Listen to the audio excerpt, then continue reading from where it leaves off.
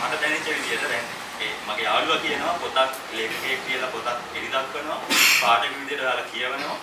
ඉතින් මේ සාහිත්‍ය සංවාද මොකටද? යවිච්ච නවකතාවක්. ඒ නවකතාවේ සාහිත්‍ය ගැන විස්තර කරන්නේ පත්‍රකාරයෙක් ගැන කියන දෙයක් විදිහට. මොකද මේ මට මේක කියවගෙන යද්දි මේ චරිත කිහිපයම ඇතුලේ කියේ අසුන් පත්‍රකාරයෙක් විදිහට වැඩ කරලා අසුන් පුරුවරේ විදිහට මම බොහොම කැමතියි. මම අසුනේ කතා කරලා මොකද මේ ඉන්දියාවේ මට මගේ යාළුවෝ කෙනෙක් ලැක්කේ මේක තියාගෙන 6-18ක් විතර ඉඳගෙන එක දිගට ලියනවා. ඉතින් එකපාරට අපිට හිතා ගන්න බැහැ.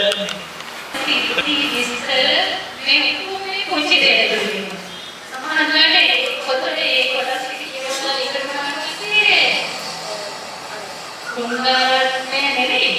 ඔතනදී නිසා අපේ ඉතිපතරකේ පොළොවට කැරක්ටර් කියලා ටික මේ ගොඩ නැගුණා කියලා.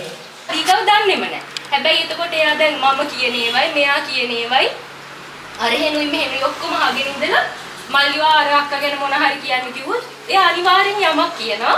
හැබැයි එයා කියන්නේ එයාගේ හිතේ ඉන්න නදීක කෙනෙක් ගැන. එතකොට ඇත්තම නදීක කොතනද